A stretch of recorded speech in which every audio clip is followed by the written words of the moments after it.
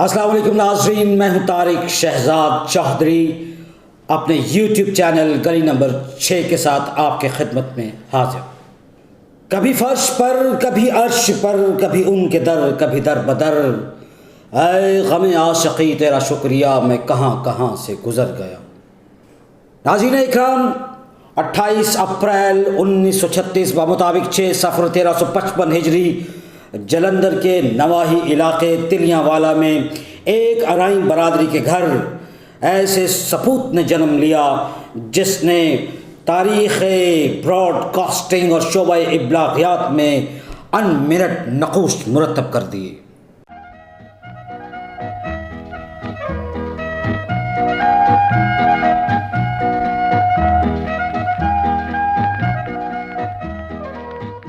خواتین و حضرات، السلام علیکم۔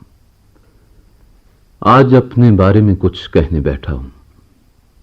جانتا ہوں کہ یہ دنیا کا شاید مشکل ترین کام ہے۔ اپنی گھات میں بیٹھ کر اپنا شکار کھیلنا، اپنی چوریاں پکڑنا کون سا آسان شغل ہے۔ دنیا اپنی کامیابیوں اور کامرانیوں کے قصے سناتی ہے، داستانیں کہتی ہے کہ شاید سننے والا اس میں سے کچھ حاصل کر لے، لیکن یہاں کاسائے دل میں جز محرومیوں اور مسلسل ناکامیوں کے سوا کچھ بھی نہیں۔ جی ہاں ناظرین، میاں عبدالعزیز کے ہاں پیدا ہونے والا یہ بیٹا تاریخ پاکستان میں طارق عزیز کے نام سے مشہور ہوا۔ میرا نام طارق عزیز ہے، اور بہت سے نام ایسے ہوتے ہیں جو ذات پر اپنا گہرا اثر رکھتے ہیں۔ طارق عربی میں صبح کے ستارے کو کہتے ہیں۔ یہ صبح کے ستارے کی قسمت بھی عجیب ہوتی ہے کہ جب سب سوتے ہیں تو یہ جاگتا ہے، سونے والوں کو روشنی کی نوید دیتا ہے، اور جب روشنی آتی ہے تو خود روشنی کی تاب نہ لا کے ختم ہو جاتا ہے، مر جاتا ہے۔ اور اس کا یہ شہرہ اور ڈنکا گلیوں گلیوں، شہروں شہروں، پاکستان زندہ باد کے نعرے سے گونجا۔ ناظرین اکرام، میاں عبدالعزیز جلندھر کی مقامی کچہری کے اندر نظارت برانچ میں انگریز کے ماتحت افسروں کے ساتھ کام کر رہے ایک ایسے پاکستانی تھے جن کے اندر سچے پاکستانی کا وہ سچا جذبہ موجود تھا جو عہد رواں کی تحریک پاکستان کی خون آمیز اور جدت اور عزت اور ہمت اور مداومت آمیز خوبیوں کا مرقع تھا۔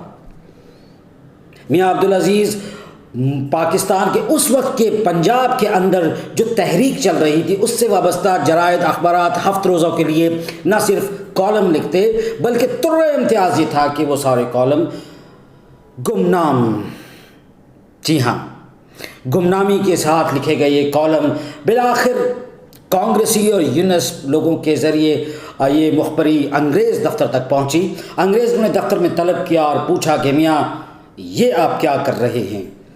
ہندوستانی سرکار کے زیر سایہ اور برٹش اور یونین کراس میں آپ نے بددیانتی اور خیانت کی ہے۔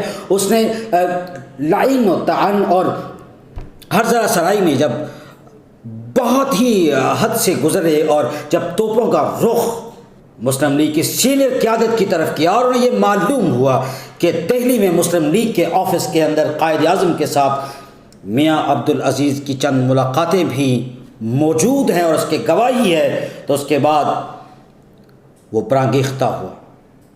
ناظرین اکرام، یہی وہ وقت تھا جب میاں عبدالعزیز نے دفتر میں ٹیبل پر رکھی ہوئی فائل اٹھائی اور اس کے منہ پر دے ماری اور کہا کہ ہاں، آج کے بعد میں ہی پاکستانی ہوں، آج کے بعد میں ہی پاکستانی ہوں۔ اور یہ وہی وقت تھا جب انہوں نے اپنے نام کے ساتھ پاکستانی لفظ لگایا، اور اس کی پاداش میں انہوں نے نہ صرف اپنی ملازمت سے ہاتھ دھوئے بلکہ ان کو اس کے لیے جیل بھی جانا پڑا۔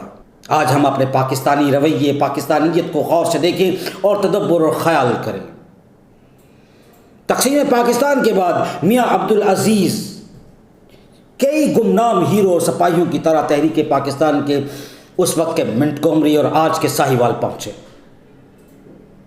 ناظرین اکرام، اس وقت مجید امجد اور منیر نیازی دو ایسی شخصیات تھیں جو پنجابی ادب میں اور خاص طور پر جو پاکستان کی تحریک، ترقی پسند تحریک کے جو لوگ تھے ان کے نمائندہ لوگوں میں ان کا شمار ہوتا تھا۔ منیر نیازی میرا بہت پیارا دوست اور پسندیدہ شاعر بھی ہے۔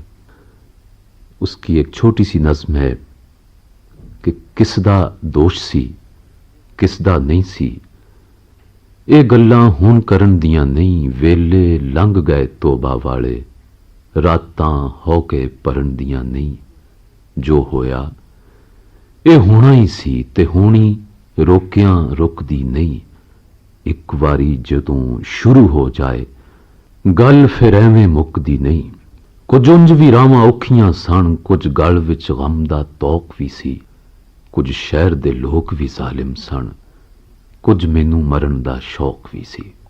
میاں عبدالعزیز کا ان کے ساتھ اٹھنا بیٹھنا جاری رہا۔ یوں ایک تو طارق عزیز کی جو اپنی تربیت اور پرورش ہے وہ اس ایسے ماحول کے اندر ہوئی، دوسرا 12 سال کا طارق عزیز جب آگ اور خون کی یہ وادی اور نہر اور آگ خون کا یہ دریا عبور کرتا ہوا پاکستان پہنچا تو اس کے ذہن کے اندر 10 لاکھ جانوں کی قربانی کا وہ ایک ایسی شبیہ نقش نقوش ایسے مرتب ہوتا گیا جس نے حب الوطنی کا ایک ایسا مینار پاکستان کھڑا کیا، جس نے ہمیشہ پاکستان زندہ باد کیا آواز لگائی۔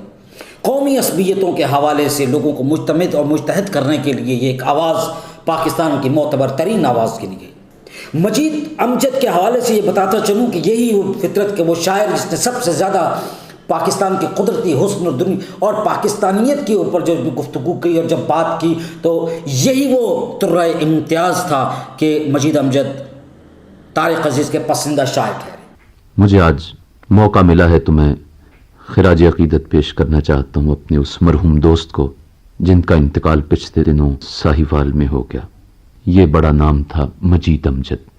بہت سے دوستوں کو معلوم ہے کہ میرا تعلق ساہیوال سے ہے، پرائمری پھر اسکول پھر کالج، یہ سب کچھ ساہیوال کا یہ چھوٹا سا خوبصورت شہر جسے میرے زمانے میں تو منٹگمری کہتے تھے لیکن اب اپنے اصلی نام پر لوٹ آیا ہے۔ مجید امجد بھی وہیں تھے۔ پچھلے دنوں میں ساہیوال گیا تو امجد صاحب سے ملاقات ہوئی۔ میں نے انہیں کوئی 5-6 سال کے بعد دیکھا تھا اور میں خوف زدہ ہو گیا انہیں دیکھ کے، یوں لگا کہ جیسے میرے سامنے ایک سایہ موجود ہے، جس کا نتیجہ یہ کہ میں واپس آ کر میں نے ٹیلی ویژن پر اپنے دوستوں سے کہا کہ امجد صاحب کو کسی طرح سے ریکارڈ کر لو۔ انہوں نے شاید سخنور میں یا کہاں۔ امجد منٹگمری میں ساری زندگی رہے، درویش صفت آدمی، تنہائی انہیں بہت عزیز تھی۔ میرا کالج کا زمانہ تھا تو شام کو کبھی کبھار ان کے پاس جا بیٹھتے تھے، الٹے سیدھے شعر کہہ کے ان سے اصلاح لیتے تھے۔ مقصد صرف یہ تھا کہ ان سے سننا، اور بہت کم گو تھے لیکن دوستوں کے اسرار پر سنا دیا کرتے تھے کلام۔ یہ خوشی کی بات ہے کہ ساہیوال والوں نے اب کوشش کی ہے کہ ان کا تمام کلام جو غیر مطبوعہ ہے اسے چھاپا جائے اور ان کے مکان کو لائبریری کی حیثیت دے دی جائے۔ طارق عزیز کو بچپن میں لوگ عجب طرح سے ان کے طالب علم، کلاس فیلو، جماعت یہ چھیڑا کرتے تھے کہ تمہارا باپ اپنے نام کے ساتھ پاکستانی لگاتا ہے، کیا ہم پاکستانی نہیں؟ کیا تمہارا باپ میاں عبدالعزیز پاکستانی کوئی الگ پاکستانی ہے؟ جی ہاں، اس تمام باتوں کے جواب میں طارق عزیز کا یہ جواب ہوتا تھا کہ میرا باپ 1936 کا پاکستانی ہے۔ اس وقت صرف 6 لوگ ایسے تھے پاکستان بننے سے قبل جو اپنے نام کے ساتھ پاکستانی لگاتے تھے، اور میری جو تحقیق ہے اس کے مطابق طارق عزیز کے والد دوسرے یا تیسرے نمبر کے وہ سچے پاکستانی تھے۔ جی ہاں، اسی حوالے سے میں عرض کرتا چلوں کہ طارق عزیز کی ابتدائی تعلیم گورنمنٹ منٹگمری کالج ساہیوال کے اندر، جس کو آج ساہیوال کہتے ہیں، government college Montgomery, government high school Montgomery کہلاتا تھا، وہاں پر ان کی تعلیم کی تربیت کا جو سلسلہ جاری ساری ہوا تو اس وقت ڈاکٹر مہدی حسن جو بعد میں شعبہ صحافت پنجاب یونیورسٹی کا ایک بہت بڑا نام ہے اور تمام اہل نظر اور اہل دانش و حکمت لوگ جانتے ہیں، وہ ان کے ہم جماعت۔ اصل میں طارق عزیز ان سے کلاس میں کچھ سینئر تھے، لیکن بعد میں جب ایک آدھ مرتبہ طارق عزیز صاحب امتحان میں ناکام ہوئے اور بعد میں پھر ڈاکٹر صاحب ان کے ہم جماعت ہوئے۔ تو یہی سے یہ عرض کرتا چلوں کہ جو تربیت اور تنوع اور متنوع مضامین جو ان کی فطرت کے اندر ان کی متنوع مرتفع تفتیق ہے اس کی شخصیت کی، وہ پڑھتے اور چلتے چلے گئے۔ یوں تعلیم اور مسلسل کوشش و جد و جہد اور ایک آفاقی نظریے کے لیے اپنے آپ کو تیار کرنا۔ علم و ادب کے حوالے سے عرض کرتا چلوں کہ گورنمنٹ ہائی اسکول منٹگمری کے بعد یہ دونوں صاحبان لاہور کی جانب انہوں نے رخت سفر باندھا۔ میں اس حوالے سے ایک بات اور عرض کرتا چلوں کہ جو زمینیں الاٹ ہوئی ہیں منٹگمری کے اندر ان پاکستانیوں کو جو مہاجرین یہاں پر آ کر آباد کار ہوئے، اس کے حوالے سے بھی ایک بہت بڑی اہم تحقیقی اور بڑی ہی تجریدی قسم کی مرقع سازی ہمارے ہاں کی جاتی ہے۔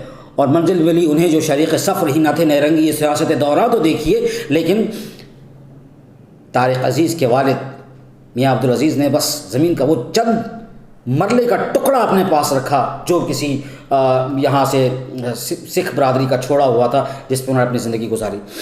گورنمنٹ کالج لاہور میں ڈاکٹر مہدی حسن اور طارق عزیز اکٹھے داخل ہوتے ہیں اور اپنا سفر زندگی کا آگے بڑھاتے ہیں۔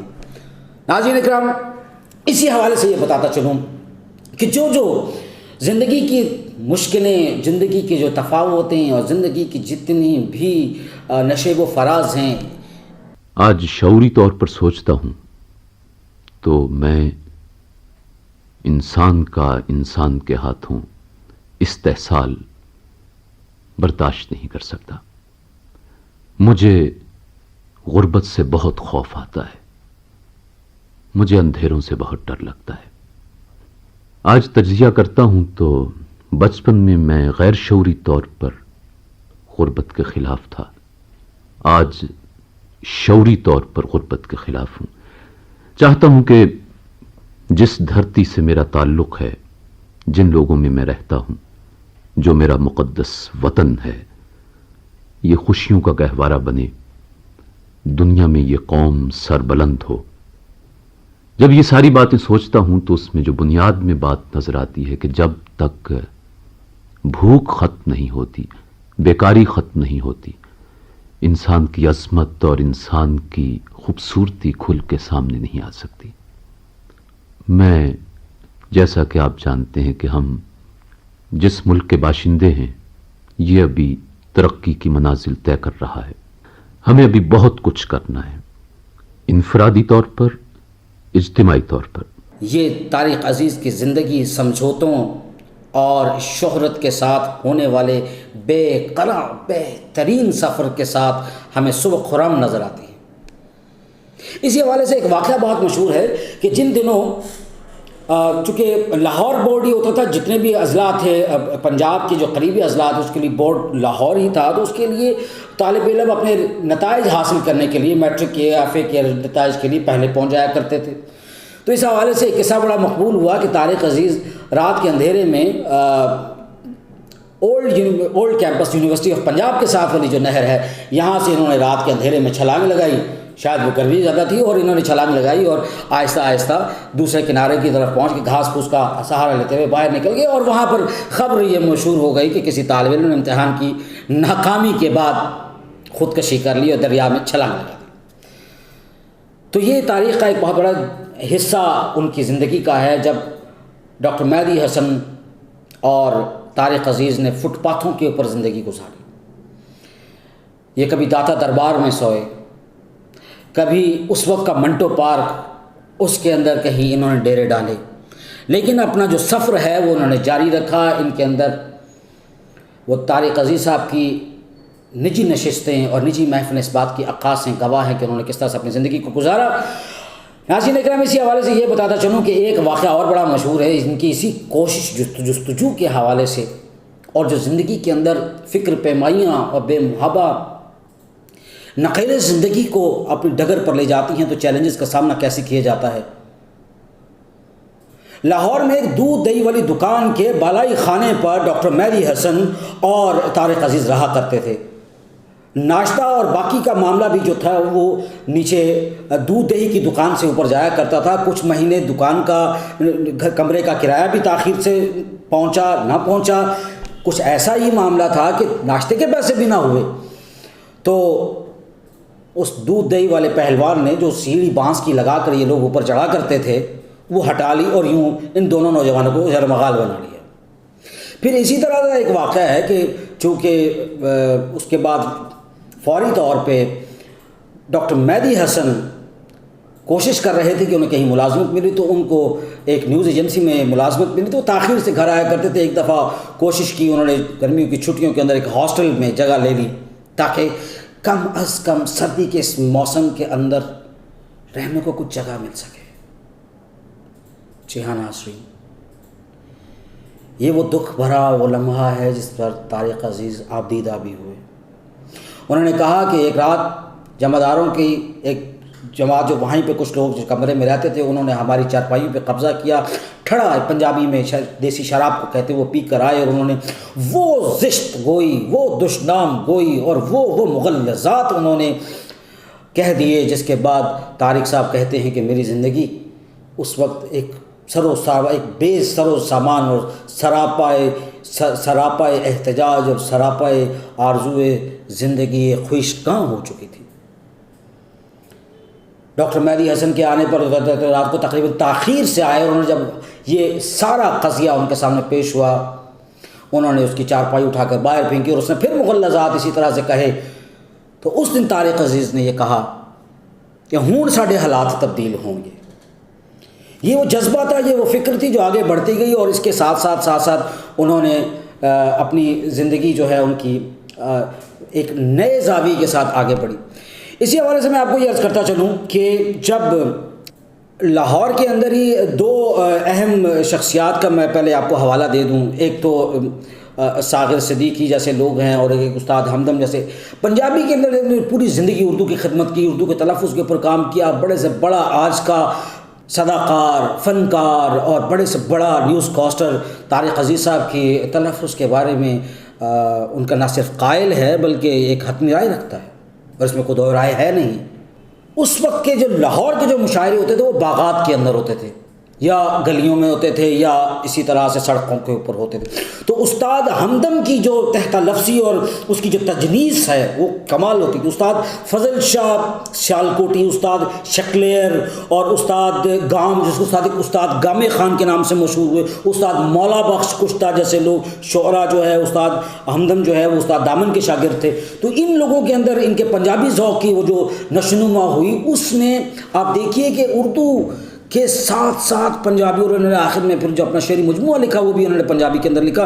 تو اسی حوالے سے میں بتاتا یہ چلتا ہوں کہ ان کا جو اندر کا من ہے وہ اسی طرح مچلتا گیا, ان کے اندر ذوق کی اور آبیاری ہوتی رہی. اور تعلیم وہ واصف علی واصف نے کہا نہیں تھا کہ آج جن لوگوں پر پی ایچ ڈی کروائی جاتی ہے سوال یہ پیدا ہوتا ہے کہ ان لوگوں نے پی ایچ ڈی کہاں سے کی. اور یہی معاملہ میں سمجھتا ہوں کہ طارق عزیز کے ساتھ بھی ہے.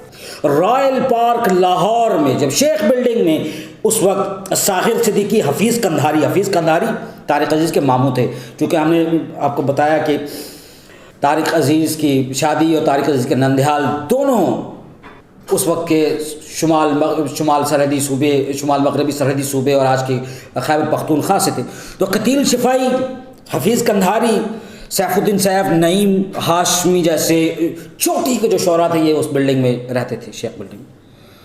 تو پھر آپ یہ دیکھیے کہ ان کی وہاں پر جو تربیت ہوئی. ساغر صدیقی اور طارق عزیز کے حوالے سے بڑی باتیں, وقت بڑا کم ہے, لیکن آپ دیکھیے کہ کتنا منظور اور ملامی شاعر تھا جو اس لاہور کی سڑکوں پر پاک ٹی ہاؤس کے سامنے جس کو سگریٹ کی پنیوں کے اوپر بڑے بڑے شعراء جو آج اپنے آپ کو لکھتے ہیں اور دیوان چھاپے ہوئے انہوں نے اسے شعر لکھوائے, اس کو ایک سگریٹ دیا اور اسے چائے پلائی. تو یہ باتیں اس گفتگو کا حصہ اس لیے کی جا رہی ہیں تاکہ یہ سمجھ لگے کس ماحول کے اندر طارق عزیز جو ہے فٹ پاتھ پرور ماحول کے اندر اس کے ساتھی ساغر صدیقی جیسے لوگ ہیں.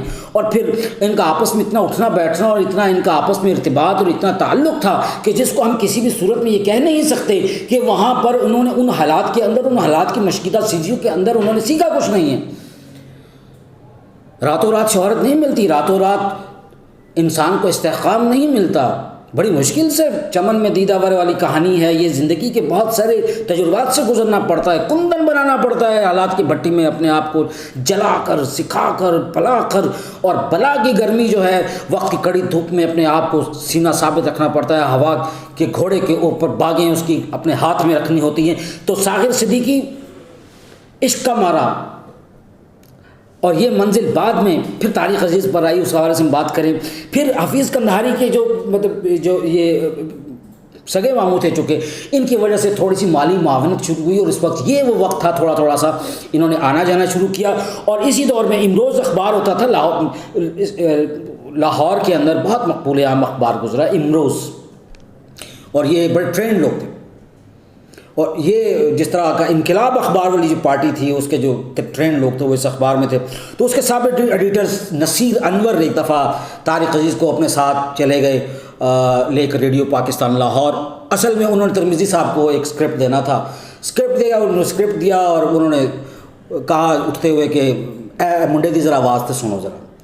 انہوں نے کہا جی ہاں جی. اپنے دراز کھولا اور وہاں سے انارکلی امتیاز علی تاج کا کتاب اٹھا کر دی, ڈرامہ بڑا مشہور و معروف. انہوں نے چند لائنیں پڑھی, جو سطور پڑھی, تو انہوں نے ان کو اسٹوڈیو میں لے گئے. انہوں نے کہا جی کاکا اے بتی جدوں لال ہو جاوے تو بولنا شروع کر دینا, جدوں یہ سبز ہو جاوے یا بند ہو جاوے تو چھڑ دینا پڑنا. طارق صاحب گئے اور انہوں نے ماشاء اللہ ان کی ٹریننگ تھی, تربیت تھی, اور اندر ٹیلنٹ تھا, ایک ذوق تھا, ایک جوالا مکھی اندر پک رہا تھا. تو انہوں نے وہ کردار پڑھنا شروع کیے دلارام سے لے کے جو شہزادہ سلیم تک کر انہوں نے ان کی آوازوں میں, ان کے کریکٹرز میں جا کے پڑھا. تو 30-35 منٹ پڑھ گئے. تو ترمذی صاحب نے کہا کہ یار منڈا آواز تو بڑی سونی ہے پر بولنا تو چج نہیں. یعنی کہ یہ وہی بعین لفظ ہیں جن کے اوپر میں مرکوز کیا اپنی ساری گفتگو کو کہ آرٹ نہیں, ابھی بولنا کیسے ہے, کتنا بولنا ہے. تو اس طرح سے آہستہ آہستہ انہوں نے اپنا ریڈیو کا جو ہے وہ سفر شروع کیا. اور اس حوالے سے میں آپ کو عرض کرتا چلوں کہ طلوع صبح کے نام سے جو ریڈیو پاکستان کا پہلا اعلان جو تھا رات 12 بجے والا, مصطفیٰ ہمدانی کے نام سے جو مشہور ہے, مصطفیٰ ہمدانی جو ہیں انہوں نے ان سے باقاعدہ طور پر خبریں پڑھنا سیکھا. پھر آپ زیڈ بخاری, کتنا بڑا Zulfiqar Bukhari director general Pakistan radio broadcasting تھے, ان کے زیر سایہ رہ کر انہوں نے تربیت حاصل کی. یہ ڈائریکٹ آل انڈیا اردو ریڈیو سروس والے لوگ تھے. پھر اس طرح یہ سلسلہ آگے بڑھتا چلا گیا, اور پھر اخلاق احمد, عزیز احمد, اور پھر مظفر حسین, یہ 4 لوگ اس وقت ریڈیو کے تکڑے لوگ تھے. 60 کی دہائی تک ریڈیو میں طارق عزیز نے اپنا ایک نام, مقام اور مرتبہ بنا لیا تھا.